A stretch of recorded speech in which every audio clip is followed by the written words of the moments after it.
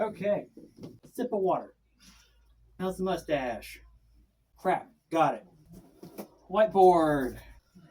Okay. Tonight, we are energy. We are power. We are motivated. Because if I stop right now, I crash. And I die. It is Betty Bye time. But I gotta do the video, right? Like, daily hobby vlog. Okay, so I've been super into Dungeons and Dragons lately. And I've been cooking up a campaign for my friends to play through. And I needed some ideas. I gotta get a thing. If you caught on by now, I film all of my videos on one take. If it's bad, it's because I'm bad. Good enough. Okay. Dungeon design. I have a whiteboard. And I am 1 for 3 on markers. No idea what this is going to look like. This is the most legible marker. This is probably the last time it's going to get used. Anyways, so you need a dungeon. How do you make a dungeon? There are many different ways you can go about it. You can randomly generate one. You can handcraft one. But, like, how do you make a dungeon that is interesting? There are 4 categories. And you had category number 1, treasure. Number 2, what is number 2? Number 2 is puzzle. Encounter. Number 4, story and lore. So you have your four components. Treasure, puzzle, encounter, story. Every single room in your dungeon has all 4 categories. Now, you don't need to do every single room has all 4 categories, but if you try to think about these aspects in your dungeon for each room, you can create much more fleshed out locations. And now let's tie it back to the Game Master's Book of Astonishing Random Tables. Let's get a random table in here. Where's locations? I don't remember where locations are. World building, dictators, tax rates. This book has a lot. God, this book is awesome. Okay, let's get a location. Guilds and unions, page 62. I have D100 influential guilds. Let's grab some dice and roll some numbers. All right, Dungeon Master's dice. Here we go. 83. What is 83 on the chart? Shipwrights. Okay. Shipwrights. Shipwrights. Shipwrights are people who build boats. What is the name of the shipwright? All right, number 6. They are going to Order of the Gilded Spar. That's a name. Anyways, Order of the Gilded Spar. It's a shipwright, so it's on the edge of a dock. I don't know, what does a guild do? I don't know. I mean, our party in question here is going to a shipwright because they need a boat. Or maybe they need repairs to their boat. Okay, ask yourself some questions and then answer those questions. Why is the party going to a guild hall? Again, maybe they have a boat that is broken. Maybe they need to build a boat. They need to talk to people that build and repair boats. So do they go to the shipwright? What does this location even look like? I have no idea what like a dockyard looks like, but I would imagine that they need a dock, 2 piers, right? So the boat builders can get on either side of the boat. And they have like a nice deep inset thing. What is it? They have like the cross members that go like this, and they can put the boat in there so the boat is suspended out of water. So they have like this big empty ditch that they build the boats in that they can flood with water to then send the boat out. They can just sail the boat out of the dock. And so then you would have probably a couple buildings nearby. You would have like the guild hall office where like the administration things happen, right? They take on names of people they hire. They have contact information for like suppliers, maybe also some like ledgers for like money keeping and coin collecting, stuff of that nature. And then you would have another building that is like their warehouse, that is their building materials, their tools for their trade, the stuff they need to build the boat. Okay, so let's think about the administration building. What is here, right? This isn't necessarily a dungeon, right? But we're crafting a dungeon. What do we have going on here? What is the treasure you would find in a shipwright? A treasure doesn't need to be coins. It doesn't need to be 25 gold piece artifacts. It doesn't need to be magic items. A treasure is something valuable. Why are you going to a shipwright? Maybe the treasure that you are seeking here is the guy you need to talk to about the boat.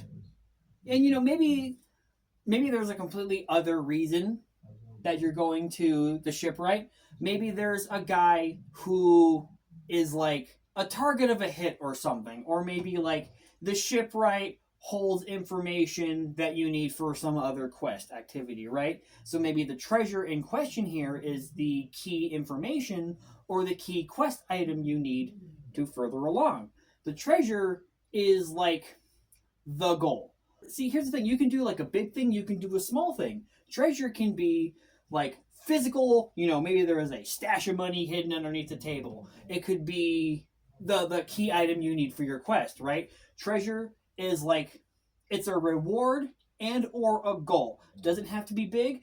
Doesn't have to be small. Whatever suits the situation. But give yourself a treasure to fight for. Maybe it's like an actual puzzle. There is a safe and it is locked. And you need lock-picking skills to open the safe and acquire the treasure within. Maybe the puzzle is the shipwright would love to work on your ship, but there's a material shortage, so they need you to go source some materials, or maybe some bandits stole their goods, and so the puzzle is you have to locate the bandits and reacquire the goods. Maybe there's an encounter going on. Maybe there is an incursion in the guild hall and like there's a fight going on. You walk in and you're rolling hands with some thugs and maybe a veteran who is like, he riled up a gang and he's mad and he's coming in to fight the shipwright because shipwright's a dickhead. I don't know, right? Give yourself an encounter. It can be a physical fight. Again, you have that material shortage. An encounter doesn't have to be a physical fight. You can have like some other thing going on. I have lost all of my steam. Like maybe the building's on fire. Oh no, gotta put that out. Shipwright needs a workshop to right the ship, right? Encounter is like, here's the conflict here that you need to resolve. What's the lore in the story for the shipwright? What is the story? How long has this shipwright been here? Maybe it's been here for centuries, and everybody goes to this area to get their ships built. And maybe the encounter here is it's going to take 3 months to get your ship done because they're super backlogged. Maybe the lore is this place was recently attacked by pirates, and the shipwright is not able to repair your ship because things are destroyed and they got to repair their own facilities first. It can be a grand thing of like, maybe the shipwright is super respectable, or it can be, something small. They're only open on Wednesdays or something. I don't know. These give you like a branching off point. It gives you something to think about to help flesh out the area. It is very easy to have a dungeon that is just like, you walk into a room, it is made of bricks, there's 5 goblins. Why are you in a location made of stone? Who built this room? Why is there a room made of stone that's 15 by 15 feet with 5 goblins in it? Why are there goblins in it? Maybe this is, a goblin camp. Maybe this is not a goblin camp. Why are there goblins here? Why are there goblins here? Why are there goblins here in the room made of stone? The goblins are here looking for a treasure of some kind. Why were the goblins sent here? Who sent the goblins? Because this is not a goblin camp. The goblins are here to come take a thing. What is the thing they're searching for? Right? You can take this framework and apply it to all kinds of different things. And again, it doesn't have to be something big or grandiose. It can be small. You don't even have to have anything here, and you can have two things tied together to help formulate the ideas. Ask yourself questions, and basic questions. Who are we talking to? Why are they here? What do they want? What do they look like? Are they brother, I ran out of storage and it cut off like probably another 10 minutes there. I am mad. Oh god, I have lost the plot on this video and I'm hoping I can recover it. I am so tired right now. Give yourself some jumping off points, right? You have a framework for how to build a dungeon. You can give it a treasure that you need to seek. It can be a key item for your quest. It can be a pile of money. It can be a key for a locked door. Just give yourself a treasure to go find. Give yourself a puzzle. Maybe there is a physical puzzle that you have to solve in order to progress. Maybe there is a trap you have to overcome that may or may not destroy the party. Maybe there is a riddle you gotta solve, or maybe there is simply an irate boss that you have to negotiate with. The encounter is something you have to overcome. And the puzzle and the encounter, they can tie together, like I was just saying. The encounter is, maybe there is monsters you have to fight. Maybe there is, the ceiling is coming down and you have to stop the thing. Give yourself some lore, give yourself some story. This, I feel, is the important part, because you need to, why are you here? What is the purpose of this room? You can give yourself more information and jumping off points to help impromptu come up for things for your party by having more information to go off of. You can make your world feel more alive by saying, hey, what is this? Why is there cooking utensils in this ratty, rundown stone room? Because it is a kitchen for the denizens that used to live here. Well, ask yourself some question. Where are those denizens? Why are they not here anymore? Or, information. Consume it. Also, ask yourself some questions. Start with basic, simple questions. Why are you here? Well, you need to solve a quest. Why is it important that quest be solved? Because people will die. How do you solve the quest? You need to go to the mountain and acquire the artifact. What is the artifact? It is a cannon that casts the spell that makes your head explode. If you're super tired and dead in the brain and you don't know what to do, maybe find some random tables, right? It doesn't have to be a book.